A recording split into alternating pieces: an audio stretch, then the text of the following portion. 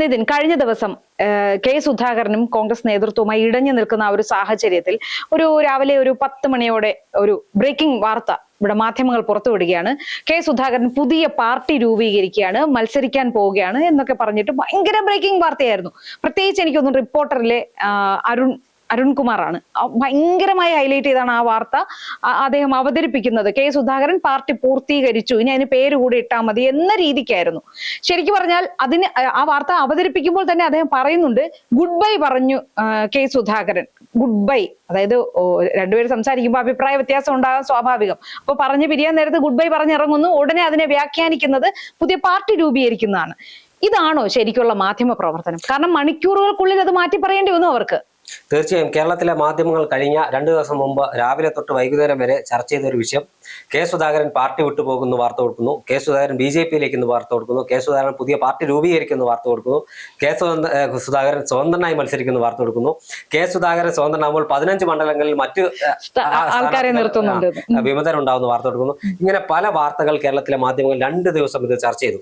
അതിന്റെ വേറൊരു വിരോധാഭാസം, സുധാകരന്റെ വിഷയം രാവിലെ കത്തി നിൽക്കുന്നു, സുധാകരൻ പാർട്ടി വിട്ടുപോകുന്നൊക്കെ വാർത്ത കൊടുത്ത ശേഷം 11 മണിക്കാണ് ബ്രേക്കിംഗ്.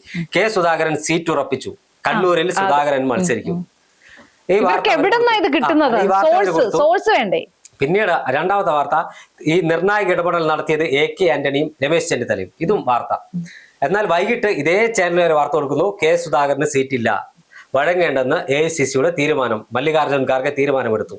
ഈ സംഭവം നടക്കുന്ന സമയത്ത് മല്ലികാർജ്ജുൻ ഖാർഗെ ഉള്ളത് കർണാടകയിലാണ്. ഈ മല്ലികാർജ്ജുൻ ഖാർഗെ ഇന്ന് ഏതൊരു ചാനൽ വാർത്ത കൊടുത്തിട്ടുണ്ട്, മല്ലികാർജ്ജുൻ ഖാർഗെ സുധാകരനെ വിളിച്ചു, ഞാൻ പറയുന്നത് രാഹുൽ ഗാന്ധി പറയുന്നതിന് തുല്യമാണെന്ന്. ഒരിക്കലും മല്ലികാർജ്ജുൻ ഖാർഗെ അങ്ങനെ സുധാകരനോട് പറയില്ല എന്നതൊരു യാഥാർത്ഥ്യമാണ്. ഒരു വിവരവും അറിയാതെ ആരെങ്കിലുമൊക്കെ പറയുന്നത് കേട്ടാണ് അന്ന് ഊഹം, ആരെങ്കിലും പറയുന്നതല്ല, ഊഹമാണ്, ഊഹാപോഹത്തിന്റെ അടിസ്ഥാനത്തിലാണ് അന്ന് കേരളത്തിലെ മാധ്യമങ്ങൾ വാർത്ത കൊടുത്തതെന്ന കാര്യത്തിൽ ഒരു തർക്കവുമില്ല.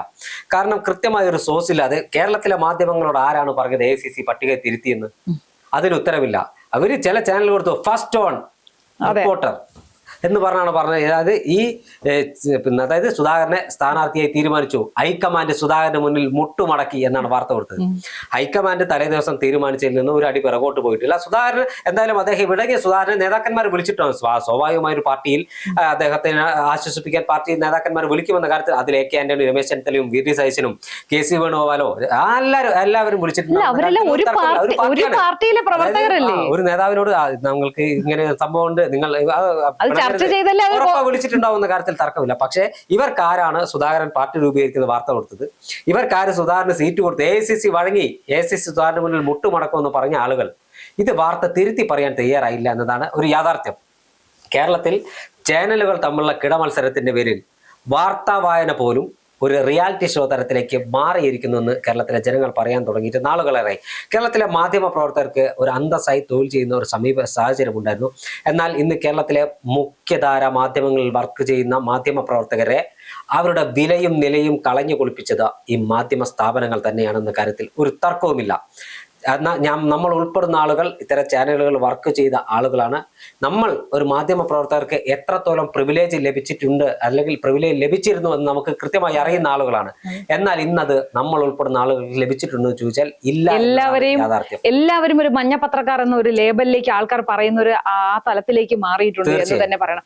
പിന്നെ മറ്റൊരു കാര്യം, വേറൊരു മാധ്യമ പ്രവർത്തകന് VD സതീശന്റെ നാവിൽ നിന്നും നല്ലത് കിട്ടുന്നത് ഞാൻ കണ്ടായിരുന്നു. കഴിഞ്ഞ ദിവസം രാഹുലുമായിട്ടുള്ള ഒരു ബൈറ്റ് എടുക്കുന്ന സമയത്ത് ഇതേ മാധ്യമ പ്രവർത്തകൻ മറ്റൊരു രീതിയിൽ ഇങ്ങനെ, അതായത് കുത്തി ചോദിക്കാറില്ല, വെറും 3ാം കിട പാപ്പരാസി ലെവലിൽ ചോദ്യങ്ങൾ ചോദിക്കുകയാണ്. രാഹുൽ അതിന് ചുട്ട മറുപടി കൊടുക്കുന്നുമുണ്ട്. എന്നിട്ടും പറയുന്നു അതാണ് ഉദാത്തമായ മാധ്യമ പ്രവർത്തനമെന്ന് ആ മാധ്യമ പ്രവർത്തകനെ അവകാശപ്പെടുന്നുണ്ട്. അതേ മാധ്യമ പ്രവർത്തകന് തന്നെ VD സതീശന്റെ നാവിൽ നിന്നും മലയാളത്തിലല്ലേ പറഞ്ഞത് എന്ന്. കാരണം അത് കേൾക്കുമ്പോൾ തന്നെ അതിന്റെ കൂടെ മറ്റെന്തൊക്കെയോ ചേർക്കാനുള്ളത് കേൾക്കുന്നവർക്ക് മനസ്സിലാകുന്ന രീതിയിൽ കേൾക്കുന്നു. ഇങ്ങനെ കേൾക്കാൻ വേണ്ടിയിട്ടാണോ ഇവിടെ മാധ്യമ പ്രവർത്തനം നടത്തുന്നത് എന്നൊരു ചോദ്യമായി നിൽക്കുന്നുണ്ട്. മറ്റൊരു കാര്യം, സാധാരണ ഈ ഓൺലൈൻ മീഡിയകളാണ് ഇപ്പൊ ആൾക്കാരുടെ റീച്ച് കൂട്ടാൻ വേണ്ടി, ആൾക്കാർ തമ്പ് കണ്ട് ടൈറ്റിലും കണ്ടാണല്ലോ എത്തിപ്പെടേണ്ടത്. റീച്ച് കൂട്ടാൻ വേണ്ടിയിട്ട് ഈ കണ്ടന്റുമായി ബന്ധമില്ലാത്ത രീതിയിലോ അല്ലെങ്കിൽ ഇല്ലാത്ത കാര്യം ഉണ്ടെന്ന് സ്ഥാപിക്കുന്ന രീതിയിലോ ഒക്കെ ടൈറ്റിലുകൾ കൊടുക്കുന്നത് ഓൺലൈനുകാരാണെന്ന് പൊതുവെ പറയുമായിരുന്നു. അതായത് സാറ്റലൈറ്റ് ചാനലുകാർ തന്നെ അതൊക്കെ ഓൺലൈൻകാരുടെയാണ് എന്ന് പറഞ്ഞ് അധിക്ഷേപിക്കുന്ന ഒരു ലെവൽ ഉണ്ടായിരുന്നു. പക്ഷെ അത് മാറി ഈ സാറ്റലൈറ്റ് ചാനൽ മത്സരം മൂത്ത് അവർ ഈ പറയുന്ന ഓൺലൈൻ ചാനലുകൾ എന്ന് വെച്ചാൽ ഒരു തീരെ താണ ലെവലില് തമ്പും ടൈറ്റിലും കൊടുത്ത് വാർത്തകൾക്ക് റീച്ച് ഉണ്ടാക്കുന്ന ഓൺലൈൻ ചാനലുകളെക്കാളും അതിനേക്കാളും താഴേക്കിടയിലേക്ക് പോയിരിക്കുകയാണ് എന്ന് പറയാതിരിക്കാൻ കഴിയില്ല ഇപ്പോൾ. തീർച്ചയായും കേരളത്തിലെ മാധ്യമ പ്രവർത്തനത്തിന് ഒരു അന്തസ്സും ആഭിജാത്യവും ഉണ്ടായിരുന്നു. പക്ഷെ ഞാൻ എല്ലാ ചാനലുകാരെയും എടുത്താക്ഷേപിക്കും. ഞാൻ ഇപ്പോൾ എടുത്തു പറയുന്നു, ഏഷ്യാനെറ്റ് എന്ന് പറയുന്ന മാധ്യമ സ്ഥാപനം ഇപ്പോഴും അവരുടെ ആ തുടക്കകാലത്തെ ആ പ്രൗഢി നിലനിർത്താൻ ശ്രമിക്കുന്നുണ്ട് എന്ന് നമുക്ക് ക്രെഡിബിലിറ്റി ശ്രമിക്കുന്നുണ്ട്. കാരണം ഏഷ്യാനെറ്റിന്റെ ചില റിപ്പോർട്ടർമാർക്ക് അവരുടെ വ്യക്തിപരമായ രാഷ്ട്രീയം ഉണ്ടാവും, താല്പര്യം, പക്ഷേ അവരുടെ ക്രെഡിബിലിറ്റി നിലനിർത്താൻ ഇന്ന് അതുകൊണ്ട് തന്നെയാണ് കേരളത്തിലെ ജനങ്ങൾ ഒരു വാർത്ത വരുമ്പോൾ ആദ്യം ഏഷ്യാനെറ്റ് വെച്ച് നോക്കിക്കാണുന്നതും ആ വാർത്ത അതിൽ നിന്ന് അറിയാൻ. പക്ഷെ ഇത് വാർത്താ വായന ഒരു റിയാലിറ്റി ഷോനേക്കാൾ തരം താഴ്ന്ന നിലവാരത്തിലേക്ക്, ഒരു പൈങ്കിളി റിയാലിറ്റി ഷോ, നമ്മൾ റിയാലിറ്റി ഷോനെ അടച്ചാക്ഷേപിക്കില്ല, പൈങ്കിളി റിയാലിറ്റി ഷോനേക്കാൾ നിലവാരം താഴ്ന്ന തരത്തിലേക്ക് വാർത്താ വായന മാറ്റുന്നതിൽ ചില മാധ്യമ പ്രവർത്തകർക്ക് പങ്കുണ്ട്. അതിനെ ഇനി മറികടക്കാൻ കഴിയുമോ എന്നതാണ് വലിയൊരു ചോദ്യം. കാരണം കേരളത്തിന്റെ ഒരു വാർത്താ മാധ്യമ സംസ്കാരത്തെ പാടെ അങ്ങ് ഇല്ലാതാക്കുന്ന തരത്തിലേക്ക് ഇത് പോകുമ്പോൾ കേരളത്തിലെ ജനങ്ങൾ മാധ്യമപ്രവർത്തകരെ പുച്ഛിക്കുകയാണ്. കേരളത്തിലെ ജനങ്ങൾ മാധ്യമപ്രവർത്തകരെ ഒരു നാലാംകിട തൊഴിലാളികളായി കാണുന്ന സമീപനം, നിങ്ങളും ഞാനും ഉൾപ്പെടുന്ന ആളുകളെ ആ തരത്തിലേക്ക് കാണുന്ന ഒരു സമീപനം നേരത്തെ അങ്ങനെ ആയിരുന്നില്ല. കാരണം ഇതിന് ഉത്തരവാദികൾ കേരളത്തിലെ മാധ്യമ പ്രവർത്തകർ തന്നെയാണ്, മാധ്യമ സ്ഥാപനങ്ങൾ തന്നെയാണ്. നാളുകളിൽ ഇതിനൊരു മാറ്റം വരുത്തണമെങ്കിൽ നമ്മൾ മാധ്യമ പ്രവർത്തകർ മാത്രം വിചാരിച്ചാൽ കഴിയില്ല. കാരണം മാധ്യമ സ്ഥാപനങ്ങൾ തമ്മിലുള്ള കിടമത്സരങ്ങളിൽ മുതലാളിമാർ പറയേണ്ടത് അക്ഷരം പ്രതി ചെയ്യേണ്ടി വരുന്ന സാഹചര്യത്തിൽ തൊഴിലാളികൾ എത്തുകയാണ്. അത് നാളെ നിങ്ങളും ഞാനും ഉൾപ്പെടുന്നവർ അതിലേക്ക് എത്തുമെന്ന കാര്യത്തിലും ഒരു തർക്കവുമില്ല. കാരണം ഒരു മുതലാളി പറഞ്ഞാൽ ശമ്പളത്തിന് ജോലി ചെയ്യുന്ന തൊഴിലാളികൾ അതിലേക്ക്, ഇതിനെ മുതലാളിമാരാണ് ഇതിന്റെ നിലവാരം തരുന്നത്. മുതലാളിമാർ എന്ന് പറയുന്നത് പത്ര മാധ്യമങ്ങളുടെ സംസ്കാരത്തിലേക്ക് നമുക്ക് മാതൃഭൂമിയുടെയും മനോരമയൊക്കെ ആദ്യകാല ചരിത്രം അറിയാം.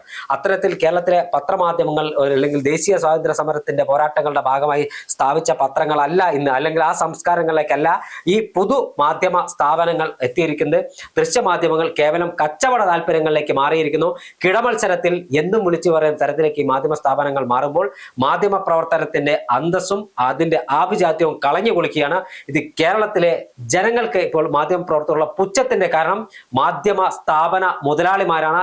ഇതിനൊരു അറുതി വരുത്താൻ ആരെങ്കിലും തയ്യാറാകുമോ? പക്ഷെ എന്റെ വ്യക്തിപരമായ അഭിപ്രായത്തിൽ ആരും തയ്യാറാവില്ല എന്ന് തന്നെയാണ് എനിക്ക് തോന്നുന്നത്. അതെ, മാധ്യമ സ്ഥാപനങ്ങളുടെ കാര്യം പറഞ്ഞതിന് പുറമെ ഇപ്പൊ മാധ്യമ പ്രവർത്തകർക്കും അവരവരുടെ നിലയിൽ സോഷ്യൽ മീഡിയയിൽ അവരവർക്ക് ഒരു ബ്ലോഗർമാരെ പോലെ തന്നെ വാർത്തകൾ അവതരിപ്പിക്കുന്നുണ്ട്. അങ്ങനെ വരുമ്പോൾ ഈ മാധ്യമ പ്രവർത്തകർ അവരുടെ വ്യക്തിപരമായ ഇപ്പൊ നമ്മൾ വാർത്ത ചെയ്യുന്നത് എങ്ങനെയാണ്, ആ വാർത്ത അതേപോലെ നമ്മൾ അനാലിസിസുകൾ ചെയ്യാറുണ്ട്. അപ്പൊ നമ്മുടെ അഭിപ്രായങ്ങളെ അതാണ് യാഥാർത്ഥ്യം എന്ന് പറഞ്ഞിട്ടല്ല കൊടുക്കുന്നത്. നമ്മൾ പറയുമ്പോൾ ഇങ്ങനെ ഓരോ സാധ്യതകളെ കുറിച്ച് പറയാറുണ്ട്.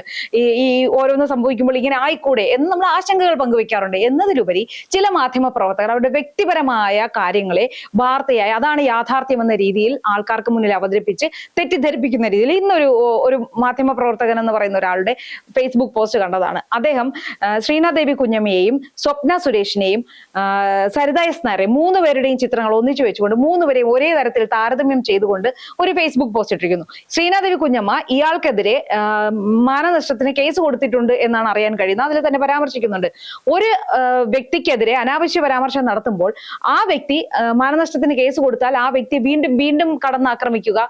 ഈ സ്വപ്ന സുരേഷും സരിത എസ് നായരും ആരാണ് എന്ന് ഇവിടുത്തെ രാഷ്ട്രീയ നേതാക്കളല്ല ഇവർ രണ്ടുപേരും ഭരണപക്ഷത്തിരുന്ന ആൾക്കാരുടെ ഒപ്പം ചേർന്ന് ഇവിടെ ഒരുപാട് അഴിമതികൾ നടത്തുന്ന കള്ളത്തരങ്ങൾ കാണിച്ച സ്ത്രീകളാണവർ, അല്ലേ? അവരോടൊപ്പമാണ് ശ്രീനാദേവി കുഞ്ഞമ്മ എന്ന് പറയുന്ന ഒരു പൊതുപ്രവർത്തകയെ. അതായത് ഇപ്പൊ സമൂഹത്തിൽ ആൾക്കാരെല്ലാം വളരെ മതിപ്പോടെയാണ് അവരെ കാണുന്നത്. അവരുടെ വാക്ചാതുരിയും രാഷ്ട്രീയത്തിലുള്ള അറിവും കാര്യങ്ങൾ വിശകലനം ചെയ്യുന്നതിനുള്ള ആ കഴിവും ആൾക്കാർ അംഗീകരിച്ചു കഴിഞ്ഞു എന്നതിൽ സംശയമില്ല. അപ്പോ അത് തികഞ്ഞ ഒരു അസൂയയോടുകൂടിയും വ്യക്തിപരമായ വൈരാഗ്യത്തോടും കൂടി മാത്രമല്ലേ അദ്ദേഹം ആ ഫേസ്ബുക്ക് പോസ്റ്റ് ഇട്ടിരിക്കുന്നത്. പക്ഷെ അതിലൊരു കാര്യം, ജസ്റ്റ് അതിന്റെ കമന്റുകൾ പരിശോധിച്ചാൽ നമുക്ക് മനസ്സിലാവും, അദ്ദേഹത്തിന്റെ പിതൃക്കളെയും പിതാമഹന്മാരെയും അമ്മയെയും അച്ഛനെയും എല്ലാ കുടുംബക്കാരെ മൊത്തം നാട്ടുകാർ വന്ന് സ്മരിക്കുന്ന കമന്റുകൾ അതിൽ കാണാൻ കഴിയുന്നത്. അപ്പൊ അതുകൊണ്ട് ഈ നിതിൻ പറഞ്ഞ പോലെ സ്ഥാപനങ്ങൾ മാത്രമല്ല വ്യക്തികളും ഈ മാധ്യമ പ്രവർത്തനം അല്ലെങ്കിൽ മാധ്യമ പ്രവർത്തകർ എന്ന് പറയുന്ന ആ വാക്കിന്റെ വില ഇല്ലാതാക്കാൻ വേണ്ടി വ്യക്തിപരമായ കാര്യങ്ങൾക്കും സ്വകാര്യമായ നേട്ടങ്ങൾക്കും വേണ്ടി ഇത്തരം പ്രവൃത്തികൾ കാണിച്ച് നാട്ടുകാരുടെ ഇടയിൽ സമൂഹത്തിന്റെ മുന്നിൽ മാധ്യമ പ്രവർത്തനത്തിന്റെ വില ഇല്ലാതാക്കുന്നു എന്ന കാര്യത്തിൽ യാതൊരു സംശയവുമില്ല.